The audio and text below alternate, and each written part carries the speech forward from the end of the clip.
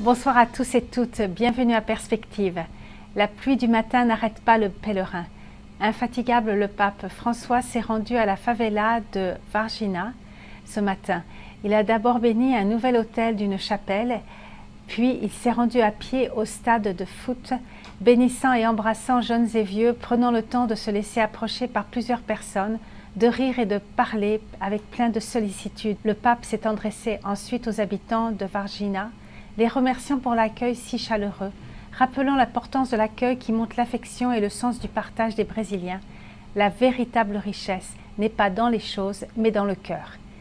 Le pape a déclaré que le peuple brésilien, en particulier les personnes les plus simples, peuvent offrir au monde une précieuse leçon de solidarité, souvent oubliée parce qu'elle gêne. Le pape a appelé ceux qui possèdent beaucoup à travailler pour un monde plus juste, souhaitant que chacun, selon ses possibilités et ses responsabilités, sache offrir sa contribution pour mettre fin à beaucoup d'injustices sociales. Il faut voir dans l'autre non un concurrent ou un numéro, mais un frère. Il a insisté qu'il n'y aura ni harmonie ni bonheur pour une société qui abandonne dans la périphérie une partie d'elle-même. Quand nous sommes capables de partager, nous nous enrichissons vraiment. Tout ce qui se partage se multiplie. C'est ce qu'a rappelé le pape, et il a dit aussi que l'Église est l'avocate de la justice et défenseur des pauvres contre les inégalités sociales et économiques intolérables qui crient vers le ciel. Le pape François a terminé en s'adressant aux jeunes Brésiliens nombreux, sensibles aux injustices dues à la corruption, leur disant de ne pas se décourager. La réalité peut changer, les hommes peuvent changer. Cherchez à apporter le bien et à ne pas vous habituer au mal, mais à le vaincre. L'Église vous accompagne. Et hier, le pape avait visité un centre de réhabilitation pour les toxicomanes. Il a dit que nous avons tous besoin de regarder l'autre avec le regard d'amour du Christ, d'apprendre à embrasser celui qui est dans le besoin afin de lui exprimer proximité, affection, amour et aussi lui tendre la main. Et les Brésiliens se sont préparés à ces JMJ. Le responsable de la pastorale en donne des précisions au micro de KTO. Nous avons préparé quelque chose de spécial parce que toutes les éditions des JMJ ont préparé des catéchèses pour recevoir les jeunes. Pour cette édition, nous avons préparé 265 lieux qui accueilleront les pèlerins en plus de 25 langues différentes pour les aider à approfondir le thème qu'ils ont pour ces 5 jours.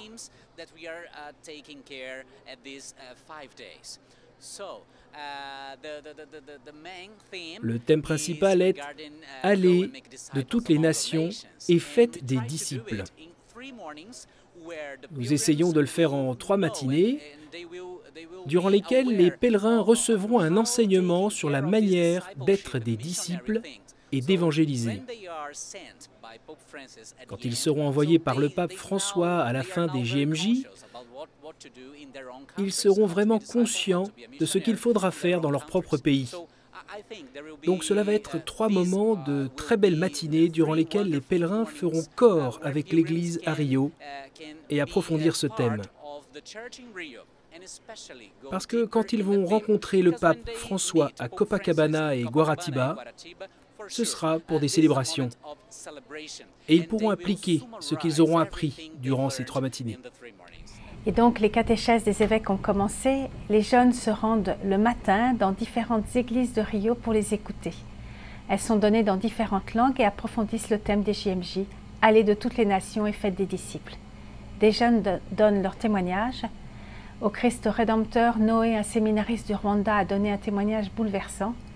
Réaction des jeunes sur ce qu'ils attendent des catéchèses et témoignage de Noé. Alors moi j'ai des vraies questions qui me taraudent sur le paradoxe entre l'évangélisation et la colonisation. Et alors c'est vraiment tout, la thématique donc des JMJ, aller de toutes les nations, faites des disciples. Le fait que ce soit en Amérique latine, terre qui a été colonisée et qui a été évangélisée avec la colonisation. Voilà, le fait que ce soit au Brésil, le fait que le pape vienne d'Argentine. Voilà, c'est vraiment ces questions-là, le fait qu'on est porteur de l'amour du Christ et dans l'histoire, ça s'est fait avec la colonisation, avec des relations de soumission, etc. Donc ça, c'est vraiment des questions j'aimerais y réfléchir et trouver des éléments de réponse. Nous en France, vraiment dans un contexte de déchristianisation, en même temps avec la mondialisation, donc avec la nécessité on est dans une société plurielle avec des musulmans, avec des athées, et donc voilà comment trouver les moyens de répandre la bonne nouvelle en étant respectueux des croyances des autres et sans chercher à les dépasser, en acceptant chacun nos croyances et en même temps voilà, en étant témoin du Christ dans nos vies et en étant en cohérence entre ce en quoi on croit et notre manière de vivre avec les autres. Je suis séminariste, donc d'ici 4-5 ans, si le bon Dieu le veut bien, je serai ordonné prêtre.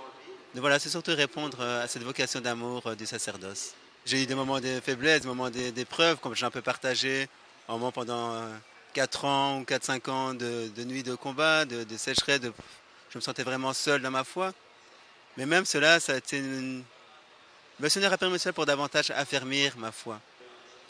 Mais ça a surtout été des expériences de sa miséricorde, de la bienveillance de Dieu. C'est surtout ça, la gratuité de Dieu. J'ai surtout aussi de vouloir faire passer l'amour de Dieu. Que l'amour de Dieu transforme en cœur, que l'amour de Dieu guérit en fait. Et surtout, j'aime beaucoup cette parole que le Christ dit à Saint Paul, « Ma grâce te suffit, car c'est ma puissance qui se déploie dans ta faiblesse. » J'ai voulu aussi montrer l'espérance, à quel point c'est une force. L'espérance est toujours joyeuse. Et encore une fois, Saint Paul aussi le rappelle dans son épître aux Romains, chapitre 5, verset 5, où il dit « En rien l'espérance ne déçoit, car c'est l'amour de Dieu qui est répandu dans nos cœurs par le don du Saint-Esprit. » C'était vraiment ça, montrer que Dieu est toute ma force, mon seul point de repère et toute mon espérance, que ma plus grande joie, c'est d'appartenir au Christ, de l'aimer et de me savoir aimer de lui. Est-ce que vous avez le sentiment, quand vous témoignez un petit peu de ce que vous vivez, qu'il y a des gens qui sont interpellés et qu'eux-mêmes peuvent remettre un petit peu en cause leur manière de vivre, leur foi, etc. De chacune des personnes, on a beaucoup de choses à en retirer, parce que pour moi, toute vie, c'est l'histoire de Dieu dans la vie de la personne. Donc on a chacun à en retirer.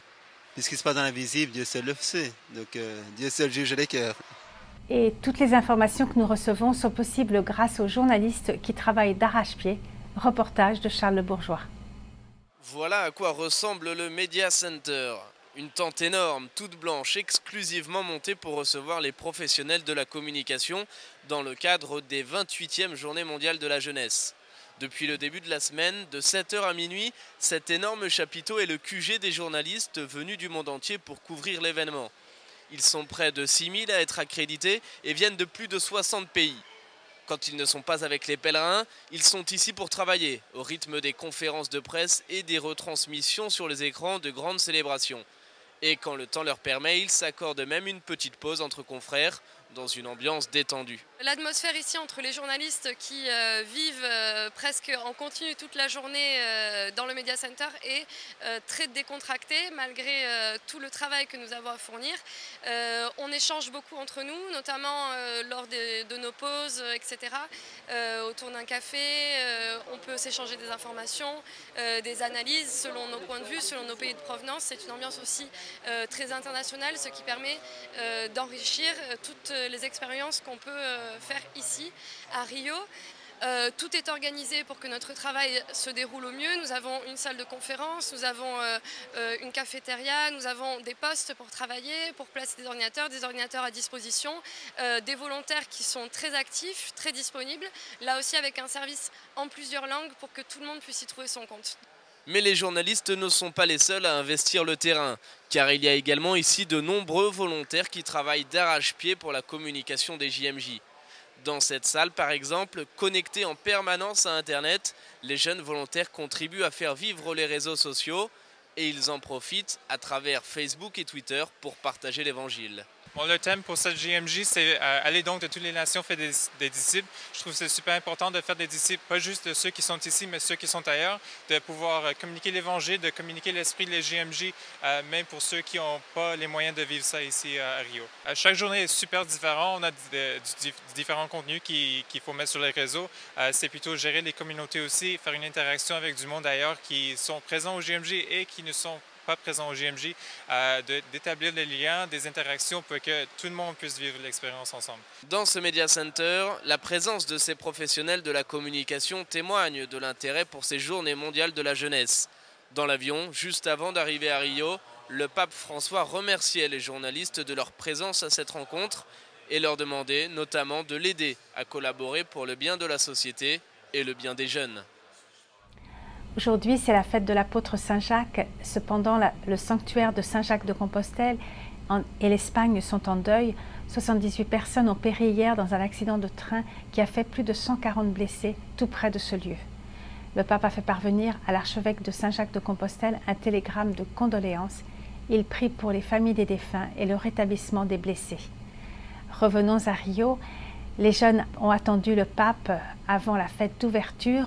Le DJ nous en parle au micro de KTO.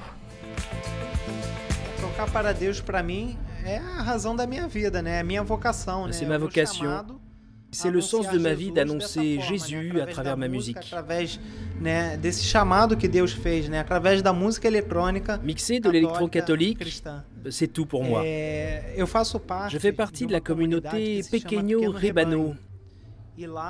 Et dans cette communauté, je suis comme l'instrument de musique de Dieu. Tout ça, c'est toute ma vie. La musique est un bon moyen pour atteindre les jeunes. Parce que c'est dans l'air du temps, c'est dans leurs habitudes. C'est une des meilleures façons d'insuffler de la force aux jeunes. Avec ce don, je peux vraiment les atteindre au plus profond d'eux-mêmes. Moment tant attendu, donc, joie intense, les jeunes ont rencontré leur nouveau pape. Cérémonie pleine d'enthousiasme. Le pape François leur a dit la joie d'être avec eux. Il les a exhortés à mettre le Christ au centre de leur vie. C'est un ami qui leur donnera des ailes d'espérance en l'avenir. C'est tout pour aujourd'hui. À la prochaine.